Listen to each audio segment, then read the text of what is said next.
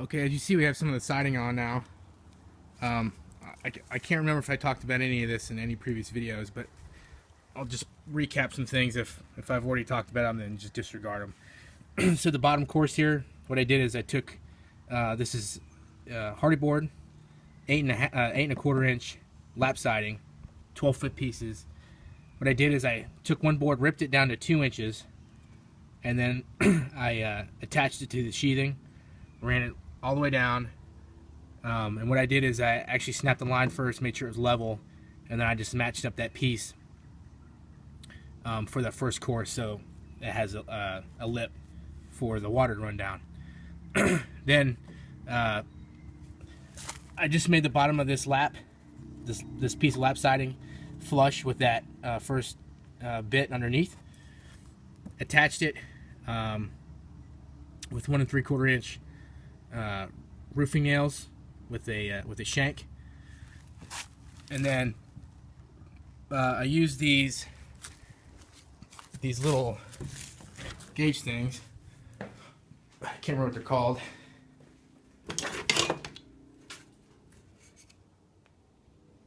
Gecko gauge. And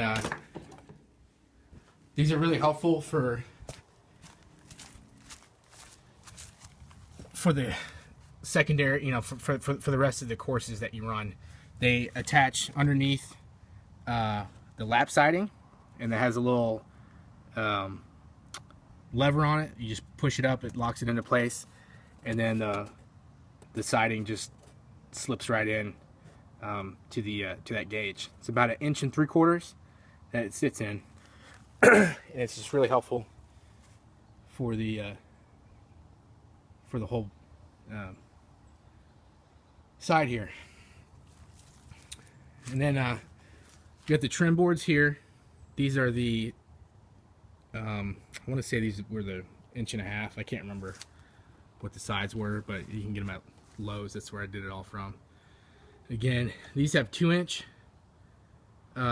ring shank nails, and so you put these in first, then you can make your measurements for your lap siding. For the windows, I've got two 24-inch windows. When I framed them, I actually was off a little bit. So if you look here, the distance from the top to the bottom versus over here is a little different. Not too happy about it, but once it gets all caulked and painted, it shouldn't be that big of an issue. There's actually on the James Hardy website, they have some really good videos on how to put these trim boards on without having the nails show. And they have these little pieces of metal, these little brackets. They're L-shaped. They wrap around the corner, and you tack them in with the nail gun. So you have this whole piece already pre-made. You just stick it up, and you have these metal slats to stick out, and you just nail those in as you go. And then you put the lap siding over top, and you won't have any of these nails. What I'll have to do is I'll just have to go over with some caulk, kind of sand it down, and then I'll paint it. With the windows here, the way I trim this out, put the top piece on first, then the sides, then the bottom. That way the water will run down, and then as it runs down, it won't get caught in this bottom piece. It'll just run down and still have a bit of caulk on it. James Hardy now, they don't really recommend caulking too much with the butt joints. So if on the lap siding you have a joint here, that'd be a butt joint. What they typically want or require or suggest is that you put a piece of flashing behind it, and then you could actually leave it uncaulked. But here, I'm pretty sure they still want you to caulk, and that's what I ended up doing. I'll just be running a bead of caulk all the way around the trim boards, and going from there. So you can see on the cut I had to make here, I used one piece of board, 12-foot section. I had to make 2 cutouts, one for this window, one for this window, and that was just sort of trial and error. Some of the places have a little bit wider cuts than I wanted to, but they'll be covered with caulk, and it's a shed, so I'm not too worried about it. that's how that looks there. For the top run, I just used an extra piece, measured it to the top of the sheathing, and it's off just a little bit from end to end because I'm not a carpenter, so mistakes happen, but it's not a big deal. And so I just measured that, ripped it, and that's how that went in.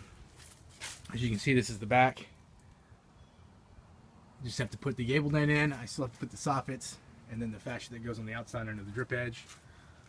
This whole back side is done. Use the same techniques I talked about. And then really all that's left, other than the fascia and the back gable end, is putting in the front. Just filling this in. I got to put the trim around the door. I'm having issues with my door just because I'm not very good at putting it in. And when I made the rough opening for the door, I believe it was 38 inches. It was recommended. And so I was a little too generous with it. So what I'm going to end up doing, you see I have this big gap. I'm going to end up taking the door down, and I have like a 1x6. Maybe it's, no, I'm sorry, it's a 1x4. I'll end up putting in here, and what I'm gonna have to do, I'm just gonna have to plane it down so I can make this tighter. And so we'll have to go from there.